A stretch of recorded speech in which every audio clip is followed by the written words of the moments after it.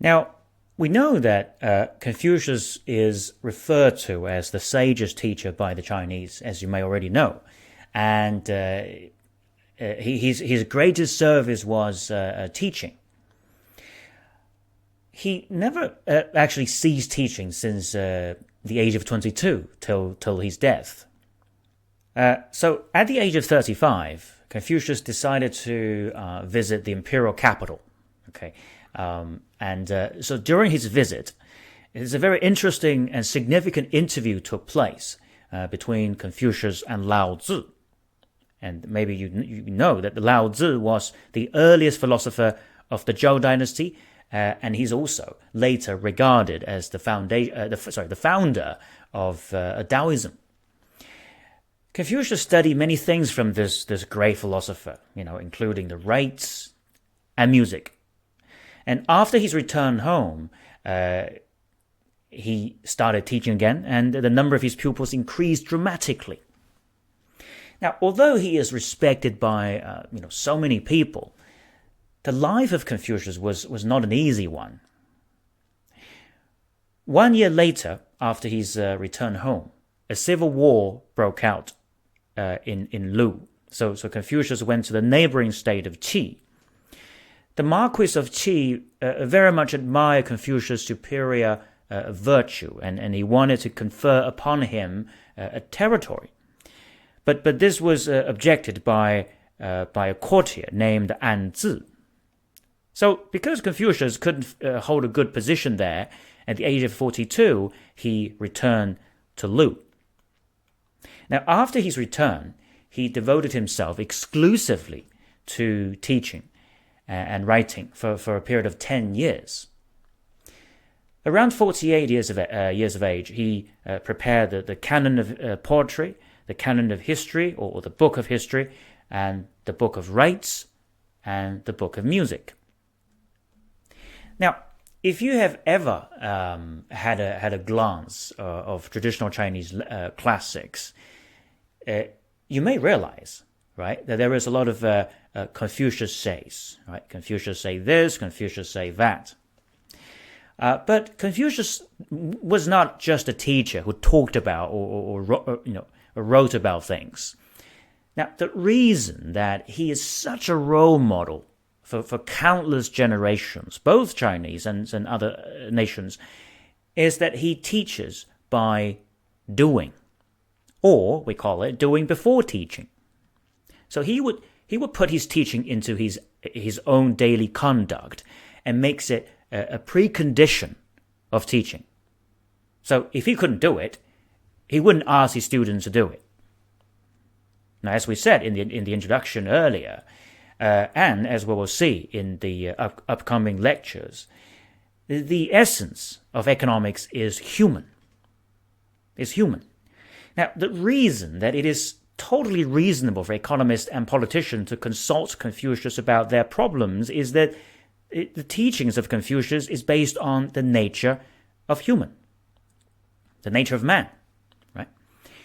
Now, in the Doctrine of the Mean, which is part of the Book of Rites, Confucius said, "The path is not far from man. When men try to pursue a course which is far from the common indications of consciousness, this course cannot be considered the path." Now, this common indication of consciousness, what is it? Well, it's about people. So when it comes to economic policy making, we must first keep in mind the nature of men. Now, as a finance researcher myself, if there is anything I've learned in my days of number crunching, it is that people are in a constant battle between appropriate risk-taking and careful calculation on the one hand, and disregarding all warning signs and rushing to their own demise on the other. And history has repeated itself over and over and over. So as long as we're human beings, no matter at what stage, at what age, or in what region we may live, or which religion that we choose, we can still learn from him. So let's come back to the Chronicles of Confucius. Now, although the political career of Confucius was not an important part of his life, it is a proof of his practical talents. For example, at the age of 52, Confucius was appointed the magistrate of the city of Zhongdu by the Marquis of Lu. And his administration was very successful, and the princes of neighboring states took it as a model. At the age of 53, Confucius was appointed the Ministers of Interior and Minister of Justice. At the age of 57, Confucius was appointed the acting Prime Minister of the state of Lu. So he's his own country, right? His own state. Now, his virtue was so influential and teaching so effective that within 3 months of his administration, the merchants in the market, they stopped raising prices for no good reason. So they basically stopped cheating people. Men and women walked on the different sides of the street, because that was the rule back then. And interestingly, nobody picked up anything lost on the street. Also, foreigners coming to the city didn't have to look for the officers in charge because everybody made them welcome. Interesting story here about Confucius during his time as the acting prime minister. Now, within 7 days of his new job, he ordered the execution of a great demagogue named Shao Zhengmao because he was considered dangerous to public welfare.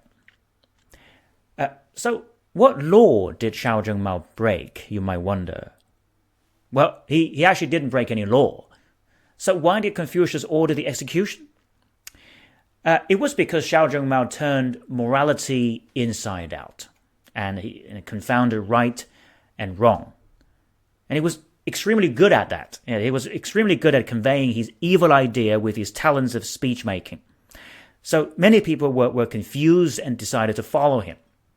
Now, if I were to look for a similar person in modern history, there's one person I can think of, which is Adolf Hitler.